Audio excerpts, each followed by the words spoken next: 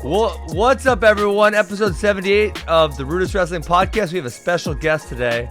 Spencer, we were trying to use your mom's computer. You said you built 2 computers. I got to know more about that before we go any further. So I know everyone knows about like my Pokemon addiction, right? So I played a lot of Pokemon growing up, but when I got to college, I just was like kind of, bored with just playing one game. So my friends suggested that I play different games, and all I had was a Mac, and you can't really play like, different games meaning multiple games of Pokemon or new games other than Pokemon. Oh, okay. But they wanted me to have a computer that wasn't like a Mac, because Macs are good for like school and everything, but they can't run the HDs and the graphics that like a PC could. Okay. So I ended up building PCs. So I built my computer now is like a dual screen. So is that like cheaper or something, or why you just want the challenge or what? Well, when you build your own computer, rather than buying a pre-built one, you can choose what you want goes inside it. So you can like a lot of times they'll like overcharge like the case and like specific things in it and then the stuff that's really important will be the cheap stuff that they put inside like a pre-built case. So when you build your own computer, you can choose what you want to go inside, and you can really figure out if something's wrong with your computer. You can easily fix it yourself and just buy that new specific part and replace it. You know what this reminds me of? And are you mining Bitcoin? I don't. No, I do not mine Bitcoin. But my friends did. Friends did. Because they all started building their own computers. Yeah, the computer parts were super expensive when I started building it because of Bitcoin. Okay. Yeah, because like way back in the early days of Bitcoin, people were mining on just a regular computer, and then they figured out. I'm not a computer guy, so I'm gonna mess this up. But it was like the graphics cards, there was a specific part that was really good at mining the Bitcoin and doing the algorithms. So they started just loading their computers with that, and then all of a sudden, everyone had these supercomputers, and no one who had a regular computer could mine anymore. Yep. Yeah, and the faster the computer was, the more you mine and make money, right? Yep. So. And now these people have these huge facilities with thousands and thousands and thousands of computers. Just mining Bitcoin, yeah. So that's why parts are so expensive. So we're not going to say, it's totally out of the question that you might own a Bitcoin mining facility somewhere in Pennsylvania. They have coal, so it's cheap energy. Oh yeah. Okay, well let's that was non-wrestling. Let's get into wrestling. So I will tell you, I met you at Young Guns Camp when you were, I want to say either sophomore or junior in high school. Yep. And I guess when I think about Spencer Lee, the first thing that comes to my mind is child prodigy. I think you can argue that you had the best high school career ever, but if not, we'll say top 5, just to be easy so no one argues with us. Probably a top 5 high school career ever, multiple world titles at the junior and cadet level. So I want to go back all the way back, and I kind of, so you were at a camp, I kind of asked about it. Where did you get started? How early did you get started? And, what kind of propelled that early success? Well, I started when I was 6 years old. Okay. So I didn't really my parents both did judo, so that was kind of what they wanted me to do, was judo. But there wasn't really any judo where we lived in Pennsylvania. So let me ask you, so you say they did judo. Was that like they did judo in high school, or like they were actively participating as you were a kid? I didn't really do judo. I did it for like maybe 2 months or something, but it was a hard drive for my parents because it was 2 hours. Yeah. And this is funny, but so it was a 2-hour drive, so they didn't want to drive 2 hours for me to do judo at a club in PA. Yeah. So they were like, that's not it. And I ended up going to my parents saying, hey, I really want to try wrestling because all my friends did it. Really? What town were you in? I can't remember. Meadville, Pennsylvania. Okay. That's where I was. Yeah. And so then, because we had a really, really good group then. I mean, it didn't really go into fruition. I didn't live there the rest of my life or anything. But so I started wrestling. I remember my dad, seeing that I had fun with the sport and I had a lot of energy. So we kind of started getting into it. And my first year wrestling, that year, when I was 5 and 6, I was 6 years old when I really started. I really didn't lose. Wow. I didn't lose any matches. And so my dad took me to a tournament to get me beat. Is kind of what he says, because he said I was being arrogant. He was talking to me about an arrogant 6-year-old? Yeah, I was like 6. I'm talking about a match. He's talking about a match to me, and I'm like, Dad, I already know. And he was like, oh, you already know. He was like, when he called my mom, I'm going to get his ass beat, part of my language. So he takes me to this tournament, and I lose to an old childhood rivalhood. He was like a rival of mine growing up. His name was Eric Hong. He ended up beating me there, and that's when I kind of wanted to get real serious into it, and it kind of lost. He didn't know I was going to be good until I was 8 years old. Yeah. And I went to Tulsa. Okay. And I'd never been to any kind of national tournament or anything like that. I stayed in PA, and I went there, and he expected me to go 0-2. So there was a chance tournament, a chance bracket. So if you go 0-2, you can wrestle in the chance tournament, and so that's what he kind of expected for me to do. And I ended up winning my first match. I called my mom. He's like, oh, well, he can't be in the chance tournament anymore, so we'll see how it goes. And then I won the next match, and then I won the next match. He goes, then I had the number 2 seed who had won Tulsa the year before, and I ended up beating him 5-3 in a gritty match, and I took him down the last 10 seconds. And my dad's like, we just raised his level, He was just so that's when I called my mom. I think he's going to be really good. And I ended up not winning or anything. I took 3rd. I lost in the finals, and then I lost in true 2nd.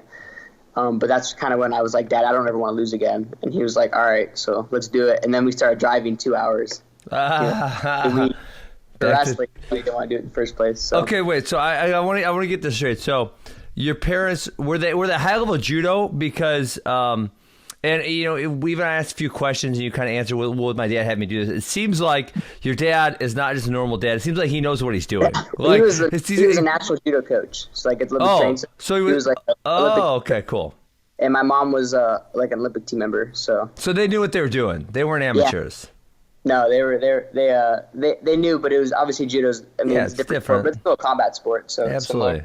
Okay, well that's it. That's really interesting. Okay, so at what 8? This is 9 years old. He says, "Let's go, let's do this," and you're driving 2 hours to. Is it? I'm guessing Young Guns or. Well, I went. So my first club was Pitbull, which is where Young Guns location ended up being. That's Abe, right? Yeah, Abe, and so we went there for a year. That club had a falling out, and that's when we went to a different club in Ohio called Burnett's. Oh yeah, everyone knows Burnett. Yeah, and then we went there for about 2 years until I was 11, and then I went to Young Guns the rest of my career. So was Young Guns not started at that point in time, or? It was, but we didn't know anything about it. We met Jody. I was wrestling for Team PA at a dual tournament, and I was wrestling one of their good wrestlers, on their team, and I beat him 13-0, and I remember slapping both John and Jody's hands because I was upset because I didn't tech or pin him, and Jody grabbed me and was like, "Why are you upset, Spencer?" Yeah. And I was like, "Oh, I didn't tech or pin your guy," and Jody's like, "Well, you beat him 13-0." I was like, "But I didn't tech or pin him," and I stormed away, and my dad was like, "I'm so sorry, he's just really competitive and wants to score a lot of points," and Jody's like, "No, it's fine, I get it," but he goes, "Why don't you maybe come to Young Guns sometime? We got some great." And my dad's like, all right, cool. And he ended up calling Jody to see if I could go in a dual meet team with Jody. And Jody goes, hey, I can't have you on the team, even if your son is better than my wrestler, because I want only Young Guns kids on my team. Oh, I love it. Yes, Jody. Yeah, and my dad was, that's a guy I want my son wrestling for. Yes, that's such a great answer. We ended up going to Young Guns after that and, becoming, a Young Guns club member. And that was my only club. I never went to any other clubs after that. Awesome. Okay, well, let's just go off topic real quick. I love that Jody said that because I can't stay on these national tournaments. I get calls all the time or emails about certain guys that wrestle my club, and it's like, hey, we're the Illinois Thunder, and we want your guy on our team. Okay, first of all, he doesn't wrestle your club. Second of all, he doesn't live in Illinois. These come from all over the place. How do you feel about that? Because obviously, so you came from the system where you wrestled for Young Guns and and then you competed for Young Guns. How do you feel about all these all-star teams getting put together for these dual meet tournaments? Well, that was it was just hard, because a lot of the guys at Young Guns would go train for other clubs and not train, they go compete for other clubs, but they never train there.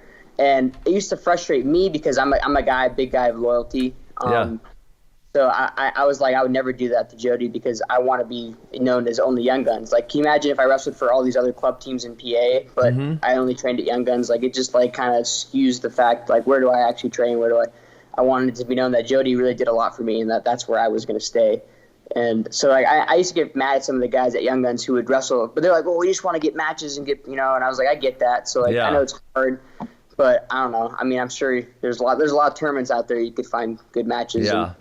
I mean, I try to look at it from all perspectives, and obviously one of the possible perspectives you can look at it is if you're a really, really high level kid and your club is not high level, you're never going to make it to those further rounds where you're going to wrestle other really high level kids. So from that perspective, I do, I kind of understand how they feel, but yeah, I feel more negative towards the guys who have clubs who are then recruiting guys over their own guys because their guys aren't good enough, So I guess that perspective is more negative in my mind. I just that's how I always was raised, is to be loyal. If you like, some of these guys, they'll go wrestle for other clubs and they wouldn't even tell Jody. Jody would just see their names. At least like call Jody and be like, hey, there's a guy I really want to wrestle, but I got to wrestle for this team. That's kind of how I see it being more reasonable. But they're just like wrestling for all these club teams and they're like, all right, I'm going to go back to Young Guns on Monday. So that used to frustrate me a lot. But whatever. Okay, so what we're at age 11-ish. So you started Young Guns age 11. Are you still having a huge amount of success? And then at what point, obviously at 15 you make a Cadet World team, if I remember correctly. Yeah. Actually, my first Cadet World team I was 14. You're not allowed to be 14. Sorry, my phone. Well, it's all good. It's birth year, right? So. Yeah. So they changed the dates now. So. Oh, okay. You can't be 14 anymore. You have to be at least 15. Okay. So, I was really young, but it was interesting. That was an eye opener for me for sure. Going to Cadet Worlds and getting my butt kicked. Oh wait, you got your butt kicked? Yeah. I didn't realize that. I thought you won the first one you went to. Nope, I did not win the first one I went to. I got beat twice. Really? Yeah, I got beat twice. Well, I don't want to bring up bad memories or anything. No, it's okay. But tell us about it. All right. So I wrestled. Actually, the guy I wrestled from Azerbaijan. He's actually the world team member for them. Sorry, I got moved. All good. His name was Mahir Amarazanov. Okay. Name. So I wrestled him in the quarters. I had never lost a freestyle match in America. Actually, I've never wrestled a full match then. Really? Come on. Yeah, I teched everyone I ever wrestled. Never wrestled a full match. And so I'm out here thinking I'm just going to kill everybody, right? Sure. So I take this guy down and I lace him like 4 times, all right? Yes. And I look at the scoreboard and the ref gives me 2 points. So 1 point laces, but he only gave me 2 1s. So I'm like, whatever. So it's so it was like 3-0, 1 point takedown, 2 turns. And I was like, again, I pick it up and I go to take him down and he scissors me. He does like a scissor kick. Yep. Whips me right to my back. Wham! I get slammed to my back. And I remember and I shot in right again, and I end up taking him down. So now it was like 4-3, and I was like looking around like, holy crap, like he scored on me. Like I was like so, like not like air, like I was like, oh my god, like I don't even know what happened. Like he just like slammed me to my back, and so then I go back and I think he pushed me out. Like I was about to push him out, and he stepped and like turned and pushed me out. And at this time, like I wasn't like tired, but like I was almost like so like I don't know, flabbergasted almost of like brawl. I'd never really been in a brawl before. And next thing you know it, like the guy, I think so tech falls then were 7 points, so it's 4-4, and he ended up like taking me down again like in a duck, and then he gutted me. So now it's like 10-4, and I think he got one more push out, and that was like tech fall. And I remember like getting his hand raised. He was celebrating. But I had done all the offense in the first period. Like I was all over, and he like was countering me. And I ended up I remember going to this back room, and I threw my shoes away in a garbage can because I was like, he sucks, Dad. He's not gonna make the finals. That guy was terrible. Like, I'm saying all this stuff. Like, and the guy ends up teching this dude from like Poland. Okay. Semis in like 12 seconds. The guy was not very good. So he ended up making the finals, but my dad couldn't find me. Where were you? I was in this back room just like sulking, you know, and I was Still? on deck. Yeah, I was on deck. And I had to like fish these shoes out of the trash can, and I ran them on the mat. And I no warm up, no nothing. And I go out there and I take this guy again, I dig down again. Same thing, I laced him like 3 times. The ref only gives me 2 points. I go out again, another single leg. This time the guy like puts like an inside trip in, a double, and launches me for 3. I get right back up again. I'm in on the leg again, and he does like a wizard kick, you know. And I land straight on my face. Ref goes 3. Back then, 2 threes was a tech fall. Oh, I forgot about that. Yeah. I told Zadok to throw the cube, and they threw the cube, and they didn't give me any. So I got tech fold 6-3. That guy went nuts because he knew he had this kid from Poland next. But he ended up, yeah. And he ended up taking bronze. So in my first year there, I took 7th, and I was like, in my head, I was like, I know I could have won. So that's when I told my dad, like, hey, we gotta really dedicate ourselves and get ready for next year's. Yeah. So then the next year I teched everyone. Didn't give up a point. So I thought that was your. Yeah, that was my second year. Yeah, I thought that was your first year. No, first year that was Pico won my first year. Okay. Pico won, and Bo took 5th. I'm trying to think who else medaled. I think someone medaled. Bo Nickel, I'm guessing. Yeah, Bo Nickel took 5th. Sean Faust was on that team. Devin Brown, me. Man, I don't remember that team. That must have been like right before I started paying attention. 2013 or 2012. Yeah, there's a year where I quit coaching at Arizona State. I moved back. We had the academy started, but we didn't really have any kids that were quite competing at that level yet. So I wasn't paying attention to that, and I wasn't recruiting. So I was kind of out. So I have a couple dark years there where I don't know all the details. And then probably, so I guess the year that you won it was what, 13 or 14? 14? Yeah, I think 14. Yeah. So that's when I start. Then after that, I started paying attention again and knowing all the details. Okay, so you essentially go on this streak where you win in 14, you bump up to cadets, and you win. I'm sorry, to juniors. So you won 3 years in a row, correct? Yeah. Cadet, junior.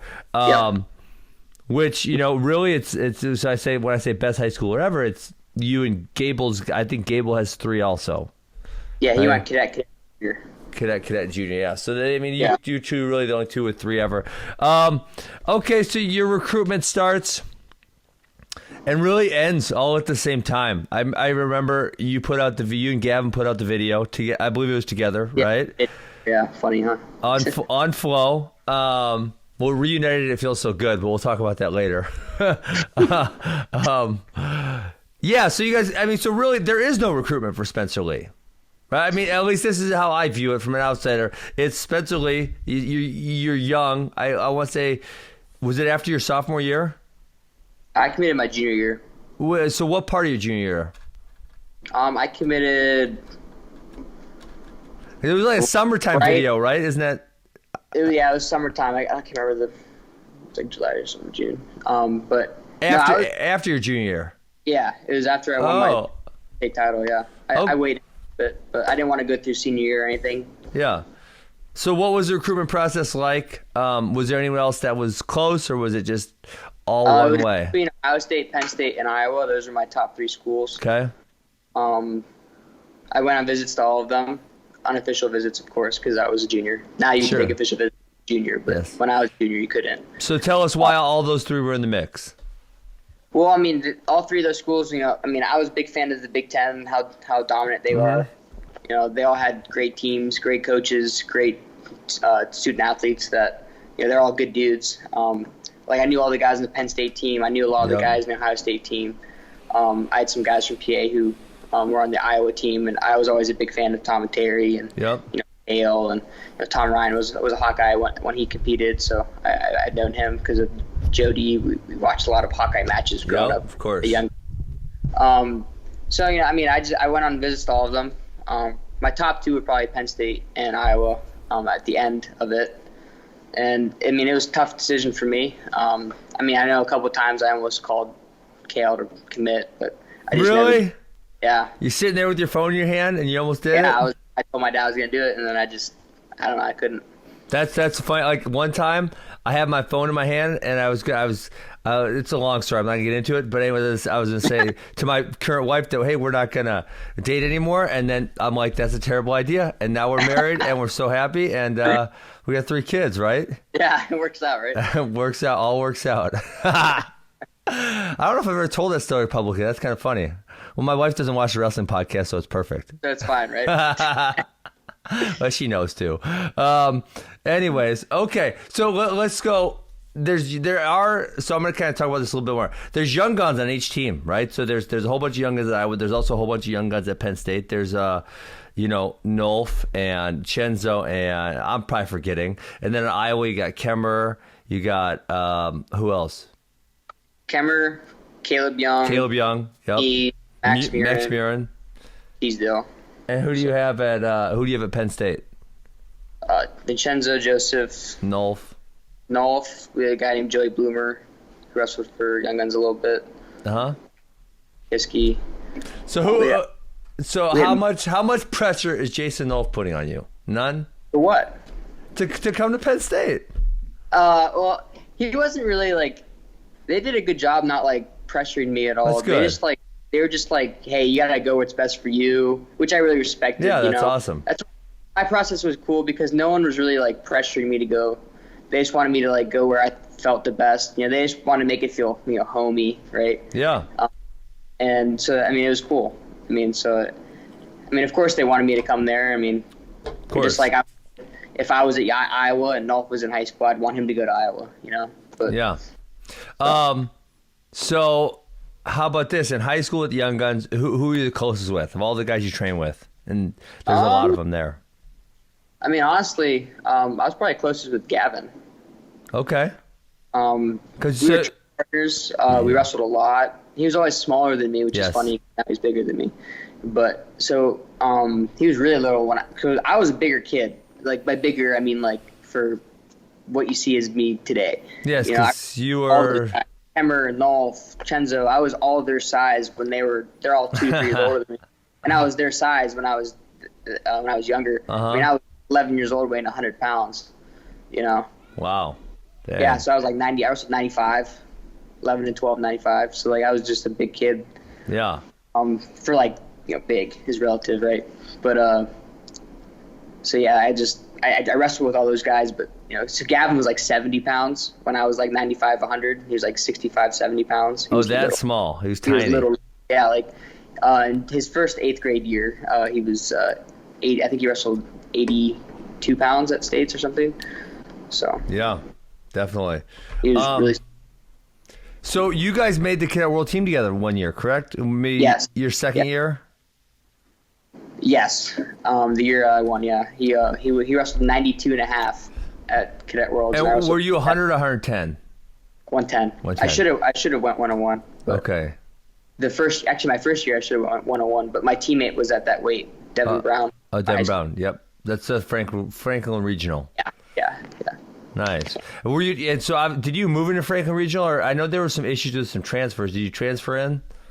I transferred in junior high, so there was no. Who had the issue? Was it Devin Brown? Yeah, Devin had the issue. He transferred while he was in high school, and he'd already transferred from another school in high school. So he lost like the first half year of eligibility. Got it. Okay, well, you choose the University of Iowa. Obviously, we all saw the video. And you moved there, I believe. So you had obviously the ACL injury, right? Your senior year. You moved there during the summer, I think right after you graduated high school. I guess tell us what the process was coming back from the injury, being at college. I mean, there's a whole bunch of new things, right? You're at college, you're training in Iowa's room, you're coming back from the injury. All these things are all happening at one time. What was that like? I think it was really eye-opening. I mean, I always joke, my freshman year my partners were kind of insane. It was like Chris Dardanes, Jesse Delgado, Matt McDonough, Dan Dennis, Thomas Gilman, Corey Clark. Yeah. And those are just like the Hockey Wrestling Club guys, Mm-hmm. Those were the college guys. and then obviously we had all the college guys too. So like I was just like every day I had a barn burner with someone if I won. Because I remember like Mark Perry was joking with me because I went 1 week, my second week there, I went with like when I could wrestle. Obviously, I went with like Chris on Monday, Tuesday was Gilman, Wednesday was Clark, Thursday was like Delgado, and then Friday was like, I just McDonough, and I just like every day. He's like, dang, Spencer, you're going through the gauntlet this week. And NCAA champ every day almost. Yeah, it was kind of crazy. So that was fun. I miss a lot of those guys. Most of them aren't there anymore. Yeah, Matt McDonough's up. I was just with Matt McDonough yesterday. He's up here in Wisconsin. Yep. Mm-hmm. Okay, so right off the gate, is it you're wrestling right away, or is it we'll wait and see, or what? I feel like the plan was just to see where my knee was. That was pretty much because like it wasn't the fact that I wasn't mentally or physically capable of wrestling that year. It was just like, am I going to be healthy? Is it a risk? Will I get hurt again? Just like, when's the time ready? So that was kind of like the big thing for me. And, they did a great job. I mean, they didn't take my brace off until NCAA's. I remember that. Then they've taken it off way before then. Were you practicing without your brace? No, I practiced. Well, I did leading up to NCAA's, but I practiced with it every day. Prior to that? Yeah, just safety precautions. Of course. I hate that stupid thing. Of course. Yeah, of course. Full metal. Never again. Hopefully. No, not. Hopefully not. Okay, so let's go. You win the NCAA title after your freshman year. I am very curious to get your take on, the guy who beat you at high school state, Austin DeSanto. And your knee was hurt, whatever, so we won't rehash that. But he comes in to be your teammate. How do you feel? Were you like, yes, or were you like, no, or were you like, what? Initial reaction, not like how you feel now, but your initial reaction. I recruited him. Okay, awesome. That was me. Because you knew he was so tough, or what? Well, it's funny. I don't take losses very well, but after I lost to him in the state finals, first thing I said to him was, "Why are you going to Drexel?" We were standing to walk on the podium, and he looked at me like, "What are you talking about?" We never really spoke before that much. Just like kind of like small talk. Because he's not a Young Guns kid. He's from way away by Philly, so he's 4 hours 2 hours away from But I was like, you should go to Iowa. He was like, well, my parents want me to go to Drexel. And I was like, well, there's the problem. Your parents want you to go to Drexel. I know you want to go to Iowa. And he just looked at me. He was like, I can't. I already committed. He's like, I'm a man of my word. And I was like, all right. I was like, sounds good, man. But wait, hold on. By this time, this is after you guys' senior years, right? So like 5 seconds after I lost. So then but was he recruited by anyone else before? Because I kind of remember him to Drexel. But before that, like say, as a sophomore, he committed. Yeah, he committed as a sophomore. I didn't realize that. Okay. Yeah. So he never got recruited by anyone because he was already committed. I mean, he got committed. I mean, he got people like obviously. I mean, some coaches still recruit people when of course. You're verbal. It's because it's only verbal, but I mean, like that. But whatever. But so he didn't really.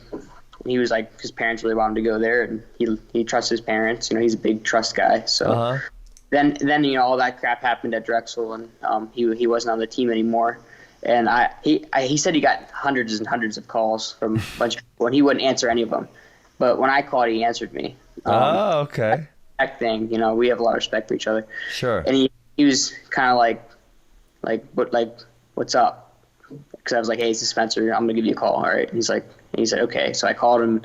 I was like, why don't you come out and visit Iowa? And I was like, I think you would love it here. And he was like, I don't know, man. I really my parents want me to be close to home. Maybe Penn State or Rutgers or someplace like that, somewhere around there, Big Ten, something like that. And so we just I ended up getting him on a visit, and he had to get all there's a lot of hoops to jump through and stuff, and so I remember I took him I was walking around during the World Cup, so that's when people spotted us. We were sitting. I remember that. And he loved it there, man. He really did. I knew that he was coming as soon as he left campus, just because I don't know. He just fell in love with the Brands brothers and their mindset, and the teams. We were such a good group of guys. Like our camaraderie, it's A+. So okay, so it sounds like you guys are pretty cool outside the room. How many days inside the room a week do you try to punch him? 0. I'm not a guy. Now I don't know if he's not a guy who really punches, but I mean he does. You see him. He's emotional. He's emotional. He's intense. So I would think at some point you'd be like, okay, I'm gonna listen. I like you, but I'm gonna try to kill you right now. Like that's what I would think. Stop grabbing my armpit. It's kind of more like. If you grab my arm one more time, I swear I'm gonna punch you in the face. That's the most accurate thing I've heard. Okay. Yet. Okay. Not like I'm gonna punch you because you're so intense. It's like, well, my armpit is black and blue and red and bleeding. Can you stop grabbing it? Because you would think in practice it's got to be 5 times worse because you have a shirt on, so he's got a grip, and whereas in a match it's it's kind of actually slippery a little bit. Yep, I remember. Every time him and Gilman wrestle, Gilman takes his shirt off and he has a singlet underneath. Oh, Gilman punched him, I bet, right? at least one time. I don't think he punched anyone in the room. Oh, but if there's one person, it would be him. I don't know. Other guys probably would. I mean, okay. So, I mean, I know I wrestled on a college team, and you just got some of those guys who, listen, you might love them. You might be their best friend out of the room, but when you are in the room with them, there's something that they just get under they get under people's skins, and they might bug them, and they always end up getting it. I mean, I have some of those in my wrestling with AWA right now. Like, they're good. We don't practice. They're great friends with everybody. But during practice, for some reason, everyone wants to punch them. I swear. Okay, well, no one's punched DeSanto, so we're good on that topic. So each other. There's been probably some talking and shoving, but nothing. Sure. No punching. No it's punch. great. That's what we do. I've only punched one person ever in practice. Really? Yeah, I warned him. I generally keep my temper, but my neck was really bad. I keep getting these stingers. And I said, listen, dude, if you palm me in the face one more time, I swear I'm going to punch you. And palm me right in the face. I punched him. And then, and that was it. Usually I keep my cool. And then one time we were doing 2-on-1, where it's like, so the game is you have 20 seconds. You got to get 7 takedowns, but 2 people are rotating in on you. Okay, so like their job, they can kind of stall, right? Because if you only have 20 seconds, so they can kind of stall. And so I was gonna get number 7. It was against my brother. I was gonna get takedown number 7, and he's like hanging on my leg, and I'm like almost there. I have 2 seconds. I said, Max, I swear to God, if you don't go on my leg, I will break your arm right now. And he didn't let go, and time went off, and he flipped out on me because I threatened to break his arm. Yeah. He's like. Good times in the wrestling room, of course. Oh yeah, that's right. Okay, so let's go another piece of the lightweight puzzle. Gavin Teasdale originally commits to Iowa. Yep. Flips to Penn State. Has some issues there. Obviously, like you said, one of your close teammates at Young Guns, and now he's back. He comes to Iowa. I guess he's fully enrolled, from what I understand. He's wrestling with the team. How does that feel? I mean, it's just funny because we trained together so much, and it was like we didn't really not like a falling out. But when he went to Penn State, he changed a lot. Yeah. So we never really talked. He became like distant, which is crazy because we did so much together and we traveled so much together. And then then he ends up coming back to Iowa and with us, and and it was funny seeing him in the room, just like watching him wrestle. So have you guys got close again? Yeah. Awesome. It's always good to get old friends back, right? Because you guys said you guys got distant for a minute. Yeah, it was unfortunate. But. Yeah, well, it's great. Okay, I got 2 more questions for you. I'm gonna let you go. All right. Okay, number 1. You said something like you don't lift weights, or I don't remember exactly how you said it at camp. And I think it's interesting because obviously I don't look very strong, and I had a phase in high school where I only did bodyweight exercises. when I was in college, I did lift, right? But now, and at this point in my life, for let's say 5 years, I'm not real huge on lifting. It's more like I just need to get in really good shape. And so my strength and conditioning coach does more, like gets me in shape as opposed to tries to get me big and strong. So I guess, yeah, what's your feeling on that? Where did it come from? How does that go over? Because sometimes college strength coaches, they're like super meatheads, so they don't like that at all. So our great. We have a new one. From last year was his first year. His name's Quinn. Okay. Quinn Holland. He's awesome. He works with us. Does individual plans with everyone. Everyone's different. Like I said, I'm not like some guys want to deadlift a lot, do bicep curls, and bench, whatever. People would always ask me how much you bench, how much you squat, how much you. I'm like, I have no idea. I bet you could bench a lot if you were to bench a lot. Maybe relative to body size, but I don't know. Yeah, sure, of course. But I've never really done any of that. I've always been a guy that did a lot of pull-ups, push-ups, and sit-ups and dips, and that was kind of how I've been my whole life. That was my dad. He didn't really, I think a big thing about it was I'd wrestled a lot of people, and no one really ever overpowered me. So my dad didn't really see a reason in me going into a weight room and doing curls and deadlifts and stuff. Sure. I was taught how to do that stuff just in case, like, if I came to college, and my strength coach wanted me to do that, then I would do it. Yeah. But, Tom and Terry kind of found out pretty quick that I'm a guy who needs a lot more cardio than who needs deadlifts and stuff. Yeah. So my lifts are primarily like you do a bike sprint, and then you have to jump up and do 10 muscle ups, and then another bike sprint, and then 10 more muscle ups, then another bike sprint, and then see if you can get 10 again, that kind of thing. And then if you fail on the muscle ups, then you got to finish it out with pull ups, nice. Stuff like that, and then you push ups. And so that was kind of like more like how I am, just because I'm a big muscular endurance type of wrestler. Absolutely. So, and I've never really, I've always been pretty strong. So. Yeah. Would you agree then? This does not count as my second question. Would you agree that the Aerodyne is the worst cardio device ever on planet Earth? I'm not a fan of it. I'm not gonna lie to you. I'm not very good on it either. Some of the guys are pretty good at it. I don't know what it is about the Aerodyne, but if you think of like sprinting or rowing or burpees, name another exercise. There is no exercise in as short of a period that will get you as tired as the Aerodyne. You could sprint for 30 seconds and be breathing as hard as if you ran a mile. Yeah, I don't know. I don't know what it is about that damn Aerodyne. They get you tired, that's for sure. Full body. That's why it's great. Okay, so my second question, and you can reveal or not reveal as much or as little as you'd like. You did say you will be wrestling in the 2020 Olympic trials. So yeah. I'm curious as to, kind of if you have a plan, if you're going to do a shortened season, if you're going to compete in freestyle tournaments, if you're going to go overseas, if you're going to go to the OTC for a little bit, kind of what your game plan is for that. Well, me and Tom and Terry haven't really talked much about it because we've been game planning for it. So, nothing's really set in stone or official yet. But, I plan on, competing this year.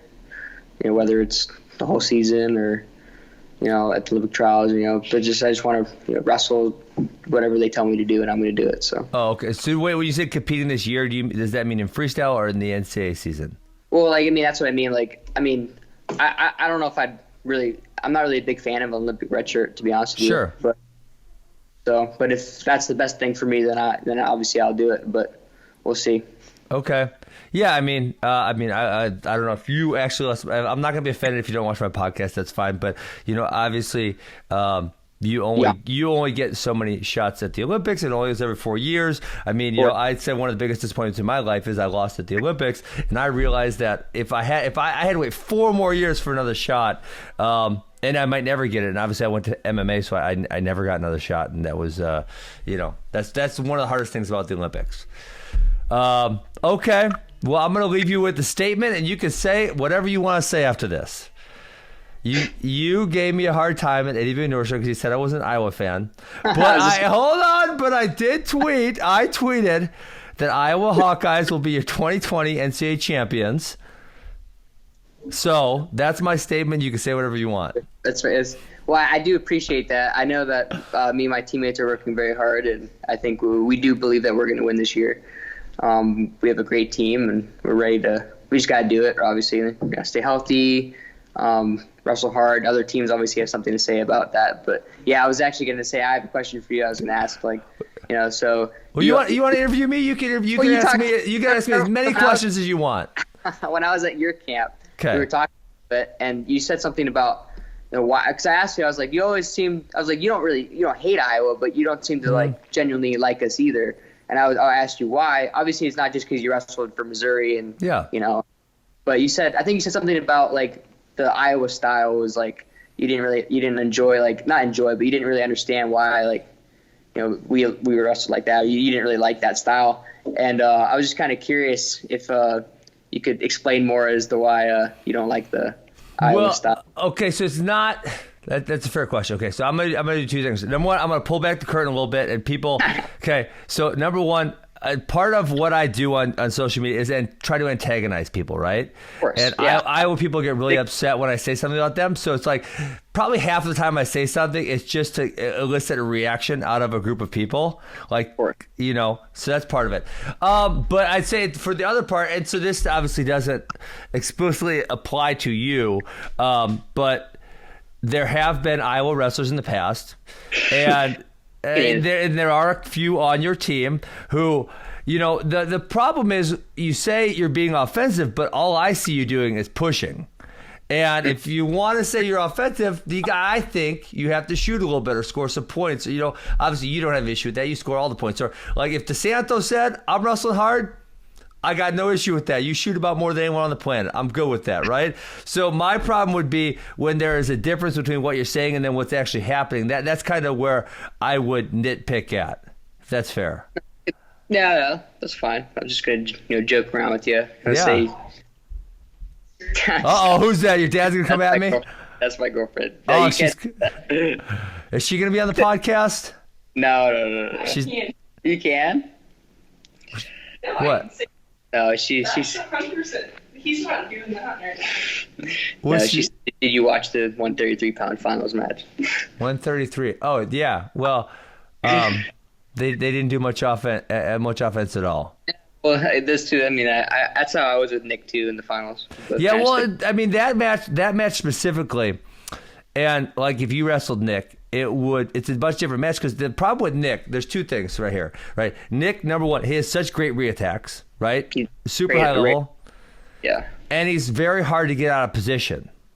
And so like Fix relies on his pressure to get people out of position, but he can't do that. He can't do it to Nick. So it's like he doesn't know what to do. Nick relies on other people shooting on him, and Dayton won't do that unless he gets the right attack. So he doesn't know what to do. So they end up that match, unfortunately, as they can score a lot of points on other people, that match will always be boring. Yeah. Unfortunately. Yeah, but that's just styles, man. Styles make matches, that's for sure. Yeah. I mean, there's very few people. There's very, very few people on planet Earth, or we'll say in the last 10 years of NCAA wrestling, who can go be dynamic against anybody. Like, there's just not a lot of those people, right? It's very, very rare. Like Taylor and, I mean, yeah. So even Jason Nolf, as dynamic as he is, kind of got shut down a little bit last year because Lay's match.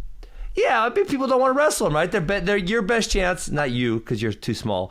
Someone's best chance of beating Jason Nolf is to make it a one takedown match. If you have a shootout against Jason Nolf, it's not going to go well for you. You're going to lose that, right? If you're 157-pounder last year, so your best chance is to kind of shut him down, and that's what they try to do. So, I mean, even he had a couple close matches because of that. Yeah, I mean, that's just people. They have strategies and they try and win like that. I don't really have a strategy when I wrestle. I just want to score points. Absolutely. Yeah, I was gonna joke with you about that. I was like, I don't know, I think my dad tallied up. I scored like 120-something points at nationals this year. Yeah, or between 10 matches at nationals last 2 years. Yeah. I had like 8 scored on me. And or something like that, and I was just gonna joke with you. Well, Spencer, I not points. Am I boring to watch? So. You are not, and your dad might get mad at me because your dad said you're arrogant. Oh, so I'm gonna blow your head up a little bigger. I said a year and a half ago, savior of the Iowa Hawkeye program, Spencer Lee. Don't tell your dad I said that because he can get mad at me. Don't tell him. It was just, I was 6-year-old Spencer. I was immature then. Okay. All right, fair enough. Well, you did when you were 14. You said the other kid sucked, and he was really good too. So that was he's actually the world team member this year for the 2019 World Championships. So he was really good. Yeah, we won Junior Worlds together. My first year winning Junior Worlds, he won at 121. I won at 110. And then the next year, when I won again, he was at 132 or whatever the weight was, and he like walked over to me and like pointed to 50 kilos, like the weigh-in thing. And he pointed to himself and pointed to like 60 kilos or whatever it was. He's like grabbing his arm and grabbing my arm like I was small. You probably should have punched him. I'm telling you, I was like very nice, but I was like, I wish you were at my weight, but he did one of these to him. Yeah, I might get to wrestle him eventually. You know, he's their guy right now. So he went back down. He went back down. Yeah, well, he went because they had the guy I beat in the Cadet World Finals actually won Junior Worlds that year at 121. So they put him at 32 because they thought they could both win. He was winning his match in the semis, and he punched the guy in the face, and the other guy punched him back, and the ref double DQ'd them. So the guy in the finals won? He just made the finals. Nice. Which kept the American in, so it was gross. Kept Seth Gross in. Oh, nice. So, okay, wait, so you have denied that Austin Sanders been punched. I copped to punching one person ever. Have you ever punched anyone in the wrestling room? I've never punched anyone. Never. Well, there's always a first because mine was at like age 22. I'm a guy who you could start shoving me and stuff. I'll defend myself, but I'm just a guy who just like will back off. Like, hey, stop, man, we're good. You know, I'll like just walk away. Well, I thought so too. Until I was 22, and then it happened. Well, I'll be 21 this year, so I'm getting to that age. So it's coming up. Some young punk's gonna come in there, and you're gonna give him one. Young guys. Yeah, I can see that. All right. This was a lot of fun. Do you have anything else for us? Nope. Just, I just want to ask one more question. Okay, let's go. I love it. Are you becoming a Hawkeye fan? Listen, I'm a Spencer Lee fan. Okay. Come on. I know you're becoming a Hawkeye fan. You want me to come? Listen, if Spencer Lee sent me a RUDIS Iowa shirt, I would wear it for sure. Is that all right, as a yes? I'll wear it to practice for you. Wear it to practice for you? Yes. All right. Have a great day, Spencer. Thanks a lot. Hey, thanks. Yeah. See ya. See ya.